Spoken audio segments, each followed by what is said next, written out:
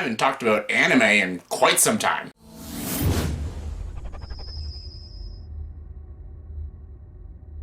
Hey everyone, welcome to the top 10 list. Welcome to my top 10 most underrated Japanese animes of all time. Yes, I thought I'd do this because I haven't done anime in a long while. It's been a bit, and I felt like I wanted to talk about some anime for a change, because I love movies, I love television shows, I love movies, but yes, I love anime as well. I'm a huge anime fan, and as you can clearly tell, and yeah, I thought I'd talk about some underrated and overrated anime shows.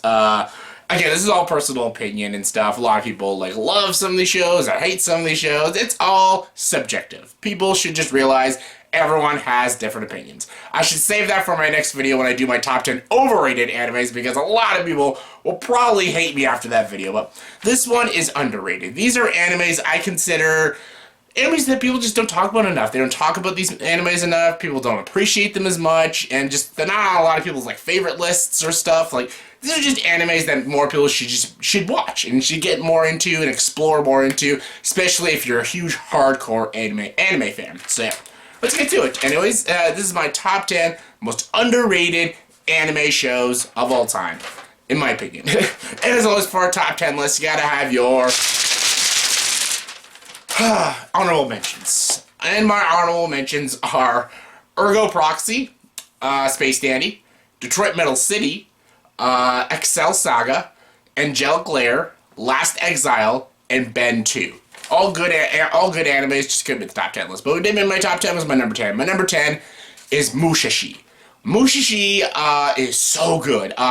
If you're all for ominous and atmospheric anime shows, this is the one for you. This is the pivotal, atmospheric, very symbolic anime show. If you're into all that shit, you eat that shit up, you eat that for breakfast, then fuck yeah, this is the show for you.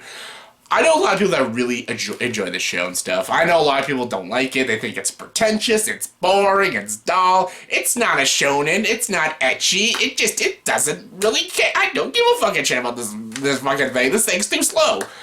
And that's why I like it. I like that it's slow. I love that it takes its time. I love the lead character. I love this protagonist and the journey he goes through and stuff. It's very spiritual. It's very ominous. It has a thrilling finale in its first season. So good. And I love it. I love its symbolic interactionalism. And I love its characters. And I love how in-depth this story is. I'm being very vague because I don't want to spoil shit all about this anime. Just go watch it.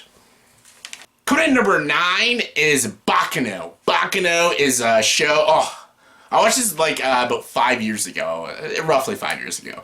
So I don't remember a lot of the characters' names, but I remember I watched it once. It's a show I want to watch again. I'm watching so much shit, I don't have time to watch a lot of animes lately, but this is a one I'd love to buy on Blu-ray and just rewatch it again. It is I think it's about 12 episodes long.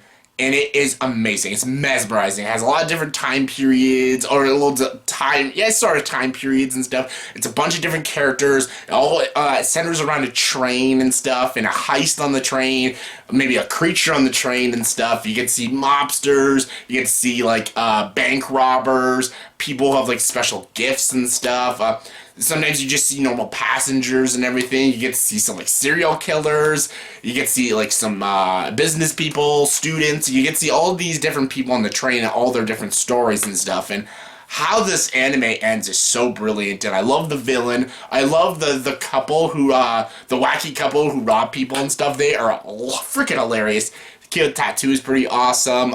It's a very deep anime, and it's very Tarantino-esque with its style, and especially with its music, and I just love this show. And yeah, I wish I knew some of the characters' names, because there's a lot of characters I love, but I haven't watched the show in so long, but I need to rewatch it. I know a lot of people need to watch it in general, because a lot of times I talk about Bacano, and I think it's a great show. A lot of people don't know what I'm talking about, so yeah, people need to check it out. Coming in at number 8 is The Perfect Insider. This brilliant, so good. I love a good murder mystery, especially a murder mystery anime. I love Psycho-Pass. Psycho-Pass is one of my favorite animes out there, because it's so very reminiscent of Blade Runner and stuff, and I love it. I feel like the creator just loves Blade Runner. It's a love letter to Blade Runner in a show.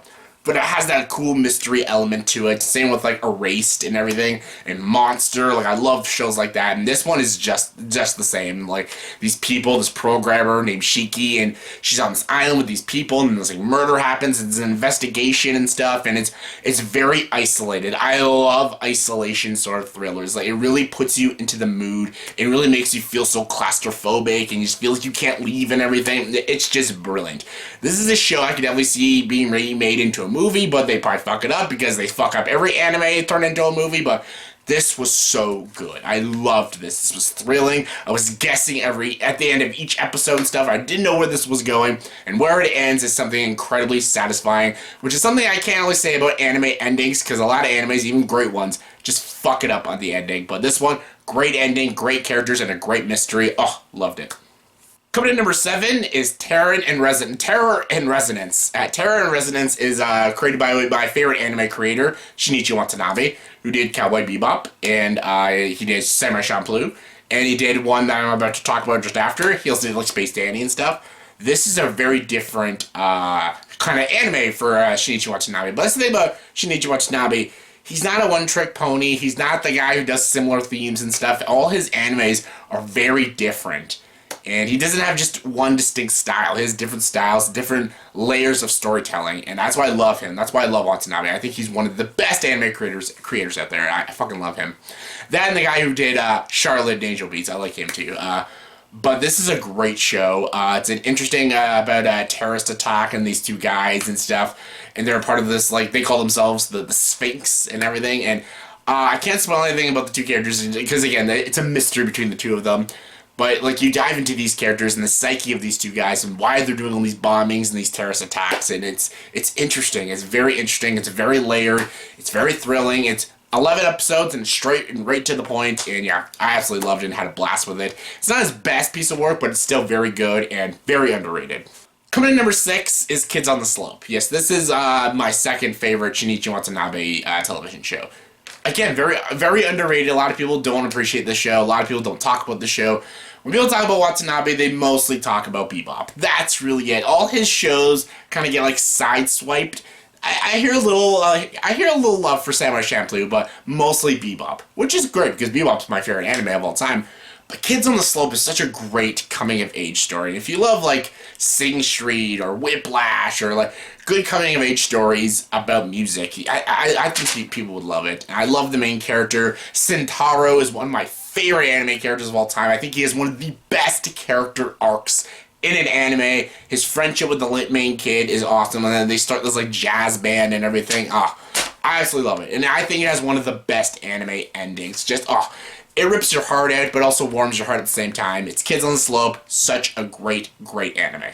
Coming in number 5 is Spice and Wolf. Spice and Wolf is just a great slice of life. Very good slice of life. There's a lot of slice of life sort of shows I kind of wanted to put in here, like Fruits Basket. But yeah, as much as I love Fruits Basket and Ouran High School Host Club, Ouran is not underrated at all. Some people think it's overrated. It's not. It's a great show.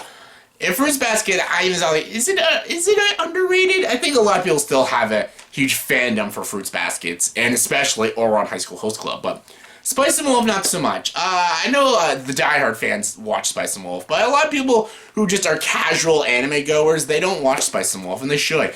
It's a really great, life story about Lawrence, and he meets this wolf named Holo, and basically their journey together. It's very simple and stuff. It talks about, like, wolf rights and everything, and then just, like, trading and buying and stuff, finding places to stay. It's just a little slice of life.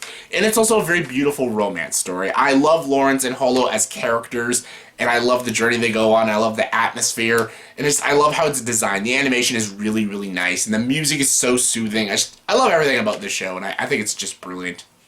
Coming in number 4 is Eden of the East. Eden of the East is one of my all-time favorite animes of all time. It's one of my all-time favorites. This is Eden of the East. This is a great story about, like, this, like, government facility and all these people who have all this money, and basically they're almost, like, controlling a lot of the government and the systems and stuff, and they're all listening to this, like, artificial intelligence called Juice. I think it's Juice and stuff. And it's based off of Takizawa, the main character, and he lost all his memory and stuff, but he's starting to gain it back after he goes through and meets this girl and stuff, and then basically all these other people who spend all their money in interesting ways. They do different things. Some of them do terrorist attacks. Some of them almost become like serial killers. Like this one girl's called the Johnny Hunter, and she rips guys' dicks off. Like, it's fucked up. But Takizawa's trying to create a peaceful and better world and stuff. And it's an interesting concept, an interesting story. Very good sci-fi, very good thriller. It's also got a lot of great politics in it, and it's a very clever anime, very smart anime. And a lot of people haven't seen it yet, and they should. It's so good.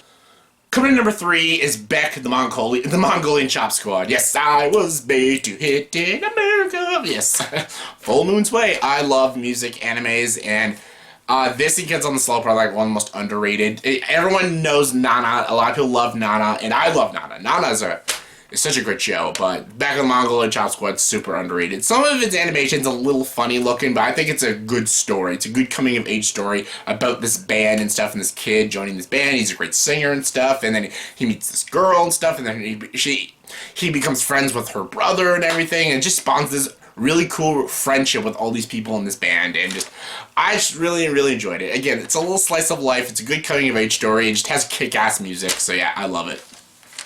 Coming in number 2 is the Count of Monte Cristo, or it's called like Gengatsu Monte Cristo. I just call it the Count of Monte Cristo. The Count of Monte Cristo. Beautiful. This is one of the most beautiful, most gorgeous looking animes I have ever seen. And the way it also follows the source material of the Count of Monte Cristo, but also adds a different new and unique spin and even a little twist on it is very clever. Some people don't like this one because they call it style over substance, which is not. There is a lot of substance, a lot of good characters, and an interesting arc for the villain, and I love it. I think it's beautiful to look at, and it's a really gorgeous anime, and a lot of people should check it out. Most people who do check it out usually don't really like it that much, but most people don't check it out, and I would definitely recommend it. It's my kind of thing, it's my kind of shtick, and I enjoyed it. And the number 1 most underrated anime, in my opinion, is Phantom Requiem for the Phantom. Easily the most underrated. This is one of my top 5 favorite animes of all time. This is such a great, interesting story, interesting concept about assassins and stuff, and this kidnapping this kid and making him into an assassin, erasing his memory and stuff, and then he meets this girl who also got her memory wiped, and basically they spawn this like friendship / romance, and they try to bound together and try to find their memories, try to find their own lives, and try to get out of this assassination corporation called Inferno and stuff. And then by the ending, they have to bound together and take it down. It's just so cool. Great action, amazing characters, phenomenal dialogue, and just I love it. It's so riveting, and it's got one of the most depressing endings to a show, but it's so good. It also has a great opening theme, great music. I love everything about it, and yes, those masks, same masks as Darker Than Black, but I think this came out around the same time, so it's a little weird. Who owns the right to that mask? But who cares? This show, awesome. So yeah, that's my top 10 most underrated animes in my opinion. So in the comment section below, please tell me, did you agree with this top 10 list? If not, give me your guys' top 10 most underrated animes in your guys' opinion. Comment below, let me know. And as always for this video, please like, subscribe to this channel, and join the dark side.